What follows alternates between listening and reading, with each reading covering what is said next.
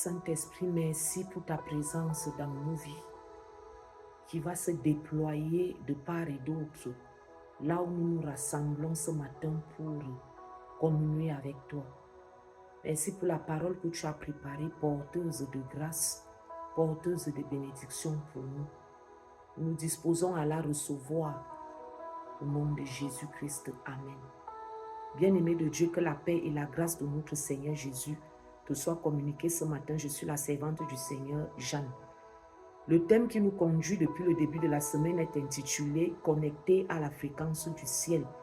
Et le sous-thème avec lequel nous achevons ce matin est intitulé « Les affaires ou encore les intérêts du Père ».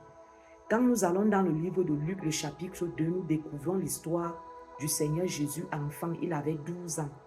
Il s'est rendu à Jérusalem avec sa famille dans le cadre de la fête de Pâques. Et après la célébration, quand ils sont en train de rentrer, après un jour de marche, ses parents vont constater qu'il n'est pas avec eux et ils vont commencer à le chercher. Alors ils vont rentrer à Jérusalem et ils vont le trouver assis au temple, au milieu des enseignants de la parole, en train d'écouter attentivement ce qu'ils enseignaient et en posant des questions. Et quand ses parents vont lui reprocher d'avoir échappé à leur surveillance, il va leur dire, ne dois-je pas m'occuper des affaires de mon père? Bien-aimés, nous voyons que depuis tout petit, juste l'âge de 12 ans, le Seigneur était déjà intéressé. Il avait déjà le cœur tourné, le cœur qui battait pour l'œuvre de Dieu, le cœur qui battait pour l'évangile. Bien-aimés, on se demanderait quelles sont les affaires de Dieu, quels sont les intérêts de Dieu. Les intérêts de Dieu, ou je dirais l'intérêt de Dieu, c'est que l'évangile se répande partout sur la terre.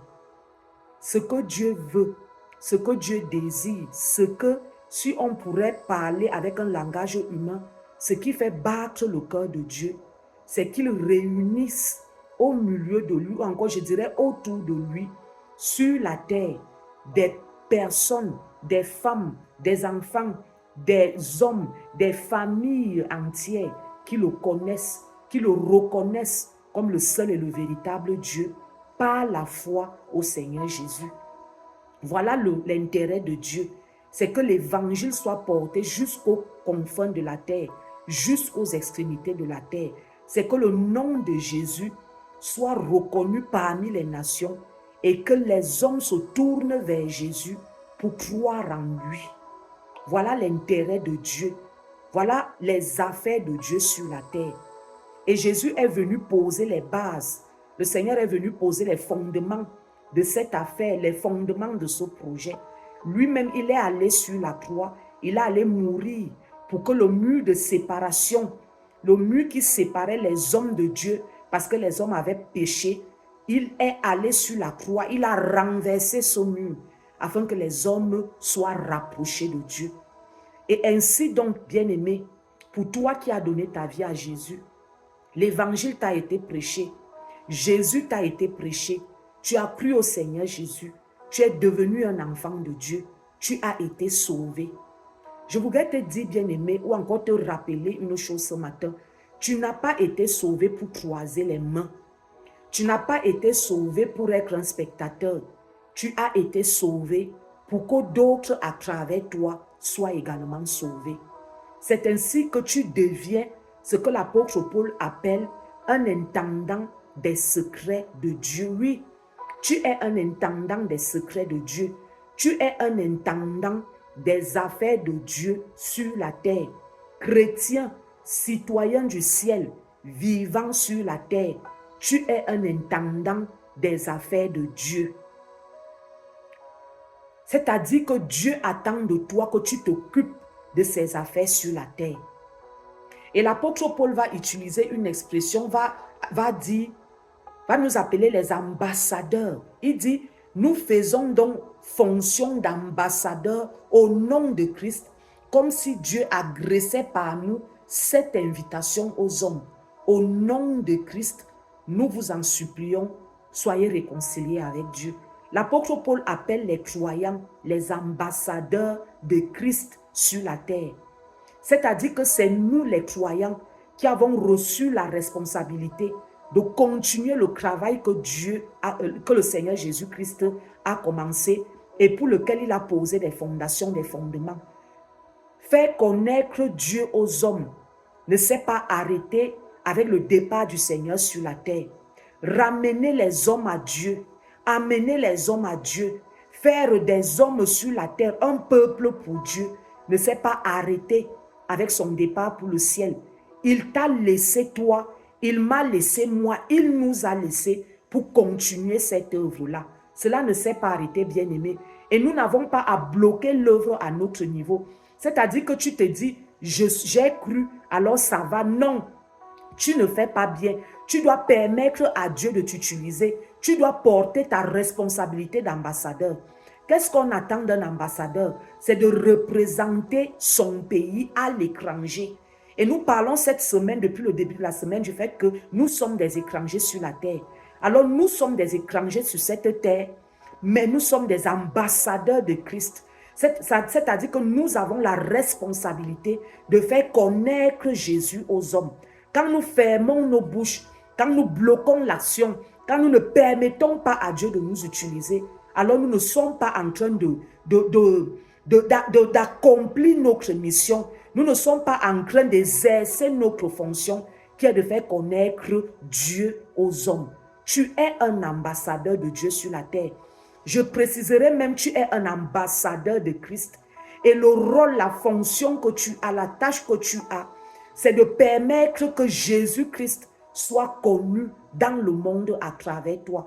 C'est une chose qui doit susciter un intérêt. Répandre l'évangile ou permettre à l'évangile de se répandre partout dans le monde, bien-aimé. Tous les croyants doivent avoir ce souci-là. On a souvent eu à parler de cette chose, c'est que les chrétiens ont une idée très limitée quand on parle du service de Dieu.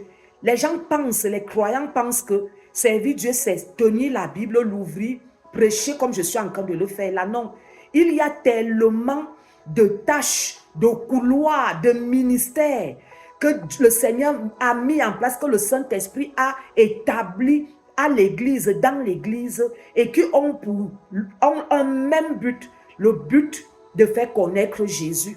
Bien-aimé, ne regarde pas cette chose seulement au niveau de prêcher la parole, au niveau d'enseigner, au niveau... Dieu veut t'utiliser. Le couloir dans lequel il veut t'utiliser, peu importe ce couloir, le but est le même. Les ministères sont différents. La manière d'opérer est différente. Les méthodes sont différentes, mais ils se rejoignent dans un même but, celui de faire connaître Jésus au monde. Et ce n'est pas une affaire de pasteur seulement, ce n'est pas une affaire d'évangéliste seulement, ce n'est pas une affaire de docteur seulement, c'est l'affaire de tous les enfants de Dieu. Nous voyons ici, quand Dieu, les Écritures nous ramènent au niveau de Jésus avait 12 ans. Et il était déjà en train de s'intéresser aux affaires de Dieu. Ça veut dire qu'il n'y a pas un âge, une catégorie de personnes choisies pour porter l'évangile. La prophétie a été annoncée et la prophétie s'est accomplie le jour de la Pentecôte. Il dit que dans les derniers temps, il va répandre son esprit sur toute chair. Ça veut dire que tous ceux qui portent l'esprit de Dieu sont amenés à répandre l'évangile, quelle que soit la manière, mais à répandre l'évangile partout dans le monde. Le Saint-Esprit, dans les derniers temps, utilise tout le monde. Le Saint-Esprit, dans les derniers temps, utilise tout le monde. Toutes les personnes qui sont disposées, le Saint-Esprit va les utiliser. Mais il faut être disposé. Il faut que l'intérêt pour l'affaire de Dieu sur la terre brûle dans ton cœur. Il faut que le désir de voir Jésus être proclamé brûle dans ton cœur. Bien-aimé, c'est très important. Il y a une chose que dont j'ai pris connaissance dans le livre de Actes, le chapitre 23, le verset 12. La Bible dit que des gens ont jeûné. Les gens ont jeûné. Ils ont prié. À qui ils ont adressé leur prière, je ne sais pas, mais ils ont prié. Parce que tout le monde prie. Ce n'est pas toute personne qui prie Jésus ou qui prie au nom de Jésus. Mais les gens prient leurs entités. Les gens prient ce à quoi ils ont cru. Ils adressent leurs prières. Alors, il y a toutes sortes de prières qui existent. Et ma Bible me dit que des gens ont jeûné. Ils ont prié. Ils ont prêté serment. Ils ont fait le pacte de tuer Paul. Pourquoi? Ce n'est pas que la personne de Paul les dérangeait. C'est que ce que Paul portait. Et qu'est-ce que Paul portait? Paul portait l'évangile. Et il répandait cet évangile partout où il passait. Alors il devenait une menace, un dérangement pour les ennemis de Jésus. Et les ennemis de l'évangile ont pris un jeûne, ont fait des conjurations, des imprécations, des incantations, ont fait des vœux pour tuer l'apôtre Paul. Pas pour... je voudrais encore te dire cette chose, bien-aimée. Ce n'était pas Paul, c'était ce que Paul portait. Pour eux, tuer Paul revenait à bloquer l'évangile. Tuer Paul revenait à éteindre l'évangile. Bien-aimé, quand tu lis le livre des Actes, tu vas rencontrer là-bas des personnes qui ne se fatiguaient pas pour combattre l'évangile. Des personnes qui, quand elles entendaient que l'évangile était prêché à un endroit, ces personnes-là arrivaient et commençaient à saboter le travail qui était fait. Alors cette chose m'a choquée. La première fois que je suis entrée en contact avec ce passage, je me suis écriée, dont les gens jeûnent pour que l'évangile ne se répande pas dans le monde. Les gens jeûnent pour que l'évangile ne se répande pas dans le monde. Bien-aimé, est-ce que tu vois le feu qui les anime? Certes, c'est un mauvais feu, mais c'est quand même un feu. Le feu, le souci de voir l'évangile s'arrêter, les anime, les ronge, au point où ils vont jeûner, ils vont conjurer, ils vont prêter serment, ils vont baptiser pour cela. Et cette chose est toujours d'actualité. Les ennemis de l'évangile jusqu'à nos jours jeûnent pour que l'évangile ne prospère pas. Jeûnent pour que la parole de Dieu n'avance pas. Jeûnent pour que les affaires de Dieu ne prospèrent pas. Et toi, chrétien, qu'est-ce que tu fais? Quand tu jeûnes pourquoi? Quand tu pries pourquoi? Tu jeûnes pour tes affaires personnelles. Tu pries pour tes besoins personnels. Est-ce qu'il t'est arrivé un seul jour de prendre un jeûne pour qu'une âme soit sauvée? Est-ce qu'il t'est arrivé de prendre un jeûne pour que l'évangile entre dans une contrée? Je connais une localité au Cameroun dans laquelle des gens ont juré que l'évangile ne doit pas entrer. Oui, des gens ont prêté serment à leurs entités que l'évangile n'entrera pas dans cette localité. Bien-aimé, tu penses qu'une localité comme celle-là, et qu'un chrétien y arrive, si ce chrétien-là ne jeûne pas, ne prie pas, ne paye pas le prix, l'évangile n'entrera pas. Les gens peuvent venir. Et le témoignage que j'ai de cette localité est que les évangélistes sont venus, ils n'ont pas pu implanter. Chaque personne, enfant de Dieu qui est entré là et qui a cherché à faire quelque chose, a toujours été combattu. Parce que ces gens ont payé un prix fort. Il faut donc que les gens, que les chrétiens payent un prix plus fort que celui qu'ils ont payé. Bien-aimé, est-ce que tu as un intérêt? Quand tu entends des choses comme ça, est-ce que ça ne devrait pas susciter une sainte révolte en toi et te dire, je vais jeûner pour que l'évangile entre dans les localités telles que ce genre de localité? Tu jeûnes pourquoi? La Bible, nous avons vu hier l'histoire de Daniel. Daniel a jeûné. Il a prié et jeûné. Pas pour ses intérêts personnels. Pas pour lui, mais pour le peuple de Dieu. Daniel a jeûné pour le peuple de Dieu. Il s'est privé de nourriture pendant des jours pour les autres.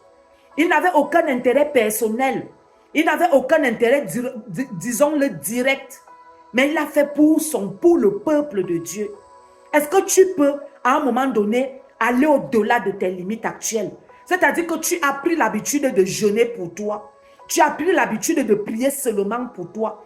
Est-ce que tu peux te lever parce que l'intérêt pour les choses de Dieu brûle dans ton cœur, et décider de prendre un moment de prière pour les affaires de Dieu. Et nous avons dit au départ que l'affaire de Dieu, l'intérêt de Dieu, c'est que l'évangile arrive jusqu'aux confins, aux extrémités de la terre. Si les gens jeûnent pour que l'évangile n'avance pas, et que nous sommes là seulement à regarder à nous, à ce que nous voulons, à ce que nous attendons, comment est-ce que l'évangile va avancer, va progresser? Bien-aimé, je me souviens, il y a plusieurs années, je ne comprenais pas encore les choses. Et chaque fois que j'allais devant Dieu et je lui disais, oh Seigneur, regarde ma situation. Seigneur, regarde ma condition. Seigneur, regarde ce que je vis dans mon foyer. Regarde mes enfants. Regarde. Chaque fois que j'allais devant Dieu, c'était moi, je. Et je t'assure, bien-aimé, que chaque fois que j'y allais, qu'est-ce que je recevais de Dieu? C'est moi. Jeanne, c'est moi. Et cette réponse me frustrait parce que je ne comprenais rien. Et je lui disais, Seigneur, pourquoi tu es toujours en train de me dire de te servir? Pourquoi tu ne regardes pas ce que je vis? Est-ce que tu es indifférent à ma souffrance? Et je ne recevais aucune réponse. Jusqu'à ce que je comprenne bien. Mais je voudrais te dire une chose. Je voudrais te livrer un secret puissant. Quand tu t'occupes des affaires de Dieu, quand ton cœur bat pour les intérêts de Dieu, les projecteurs du ciel sont sur ta vie. J'ai envie de redire cette chose parce qu'elle est puissante. Quand tu t'occupes des affaires, des intérêts de Dieu, les projecteurs de Dieu sont sur ta vie. Et je voudrais achever rapidement avec une histoire que j'aime beaucoup, l'histoire de la mère de Samuel, Anne. Anne allait tout le temps devant Dieu pour demander un enfant. Et elle demandait un enfant pour se venger de sa coépouse qui se moquait d'elle. Anne ne recevait rien de Dieu. Anne faisait des sacrifices, elle ne recevait rien de Dieu. Et un jour, Anne va faire une prière et va dire, Seigneur, si tu me donnes un enfant, je vais te le redonner. Et Dieu a exaucé Anne. Anne est tombée enceinte et elle a enfanté un fils à qui elle a donné le nom de Samuel. Et quand elle a sevré l'enfant, elle a allé donner au sacrificateur Élie. Et Samuel, très jeune, a commencé à servir Dieu au temple. Et un jour, j'ai demandé à Dieu, Seigneur, je veux comprendre pourquoi tu as exaucé Anne. Pourquoi avant tu ne l'exauçais pas? Pourquoi précisément quand elle va te dire qu'elle te donne un enfant que tu vas l'exaucer?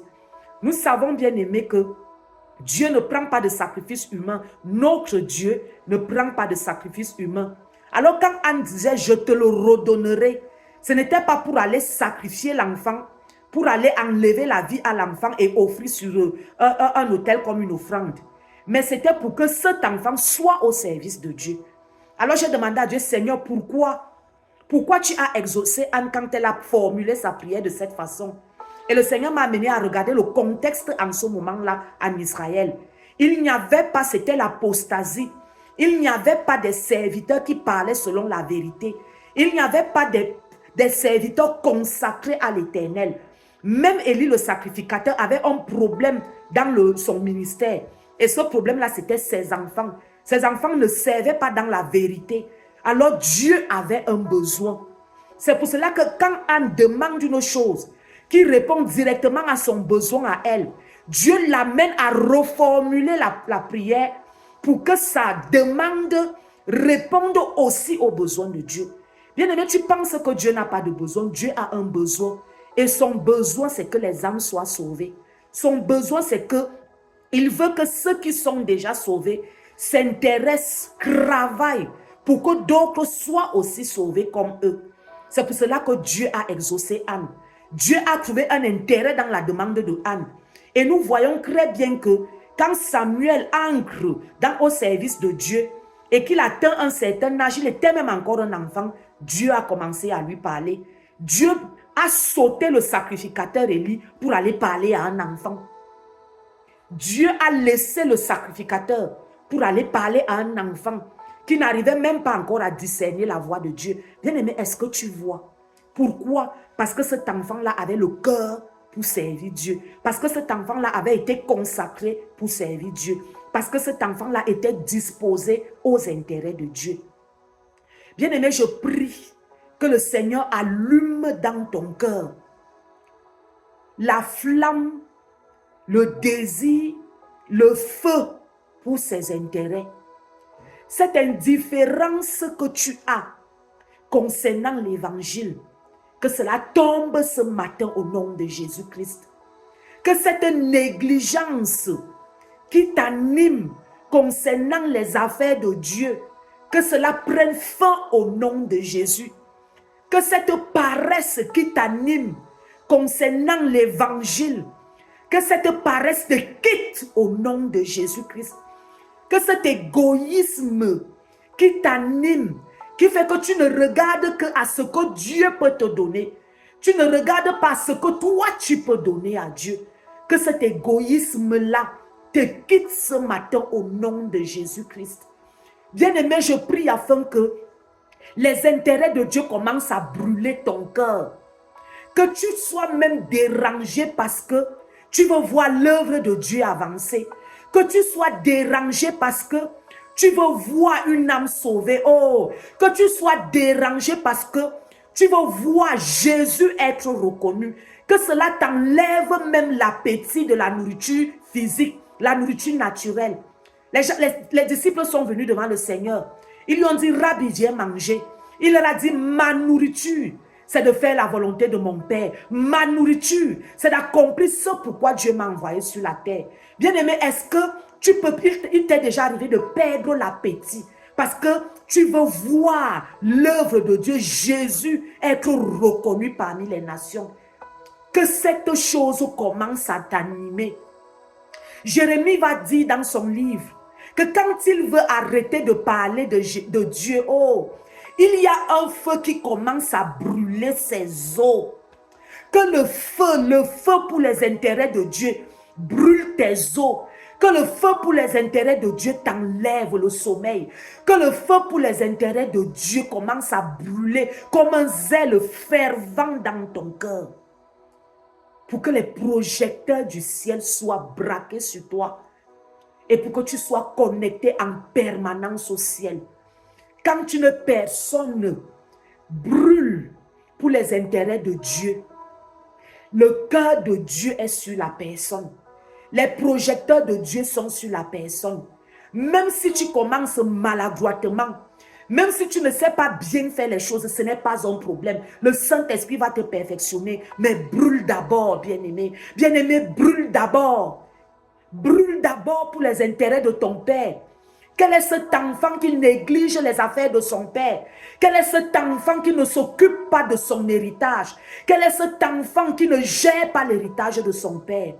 La Bible, les Écritures vont dire, tant que l'enfant est encore dans la stature d'enfant, il ne peut pas encore gérer l'héritage. Bien-aimé, deviens l'adulte que tu es. Deviens le fils, deviens la fille qui a le cœur tourné à bâtir le royaume de son Père sur la terre. Oh Saint-Esprit, accomplis cela. Accomplis cela, Seigneur, que cette parole, mon Dieu, mon roi, touche un cœur. Que cette parole déchire un voile dans une pensée, Seigneur. Que cette parole réveille un esprit endormi. Que cette parole réveille, Seigneur, quelqu'un qui était endormi. Au nom de Jésus-Christ. Amen.